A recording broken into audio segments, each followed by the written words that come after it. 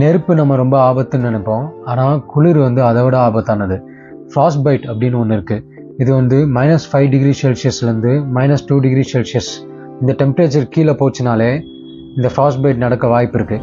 Frost பைட்டில் நம்ம ஸ்கின்னுக்கு கீழே இருக்க டிஷ்யூ செல்ஸ் எல்லாமே ஃப்ரீஸ் ஆகிடும். இது யூஸ்வலாக வந்து நம்ம ஹார்ட்லேருந்து தள்ளி இருக்க பகுதியில் தான் நடக்கும். நம்ம ஃபிங்கர்ஸு, டோஸு, நோஸு, காது, சீக்ஸு, சின்னு இந்த மாதிரி ரீஜனில் தான் வந்து ஃப்ராஸ்ட் பைட் நடக்க வாய்ப்பு அதிகம். அதாவது பாடியோட எக்ஸ்ட்ரிமிட்டிஸ்ன்னு சொல்லுவாங்க. இதயத்துலேருந்து தள்ளி இருக்க பகுதியிலலாம் ஃப்ராஸ்ட் பைட் ஆக ரொம்ப வாய்ப்பு இருக்குது. ரொம்ப குளிரான டைமில் நம்ம உடம்பு என்ன பண்ணுன்னா நம்ம கோரை வந்து வார்மாக வச்சுக்க பார்க்கும். அதாவது முக்கியமான ஆர்கன்ஸு, இப்போ இதயத்து பக்கத்தில் இருக்க கிட்னிஸு, வயிறு, இன்டெஸ்டின்ஸு இந்த மாதிரி ரொம்ப இம்பார்ட்டண்ட்டான ஆர்கன்ஸ்லாம் ஹீட்டாக வார்மாக வச்சுக்க நினைக்கும் போது மற்ற இடத்துக்கு போகிற பிளட் ஃப்ளோவை வந்து கம்மி பண்ணும்.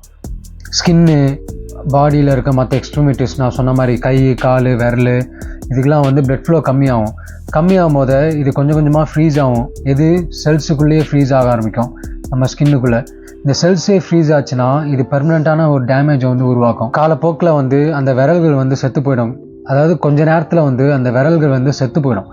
அந்த டிஷ்யூஸ் செத்துரும், செல்ஸ் செத்து போயிடும். இதனால் பெர்மனண்ட்டாக அந்த விரலையோ அந்த காலில் இருக்க விரலோ கையில் இருக்க விரலோ வந்து பெர்மனண்ட்டாக டேமேஜ் ஆகிடும். அந்த விரல்களை வந்து எடுத்துருவாங்க. மைல்டான ஃப்ராஸ்ட் பைட் தான் கொஞ்ச நேரம் சுடுதண்ணியில் வச்சா சரியாயிடும், கையோ காலவோ. ஆனால் அது சிவியர் ஆயிடுச்சுன்னா அந்த கையோ காலோ விரலையோ எடுத்துருவாங்க.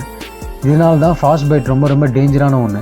ஃப்ராஸ்ட் பைட் வந்து -5 டிகிரி செல்சியஸ் கீழே போனாலே வந்து ஸ்டார்ட் ஆக ஆரம்பிச்சிடும். ஆனால் நம்ம இந்தியாவில் வந்து இதோட பயங்கரமான கோல்ட் பிளேசஸ் இருக்குது. இப்போ நான் சொல்ல போகிற சில பிளேசஸ் வந்து வின்டரில் வந்து பயங்கர எக்ஸ்ட்ரீம் கண்டிஷன்ஸ்க்கு போகும். லடாக் வந்து ஆன் ஆவரேஜ் வந்து -50 டிகிரி செல்சியஸ்க்கு போயிடும்.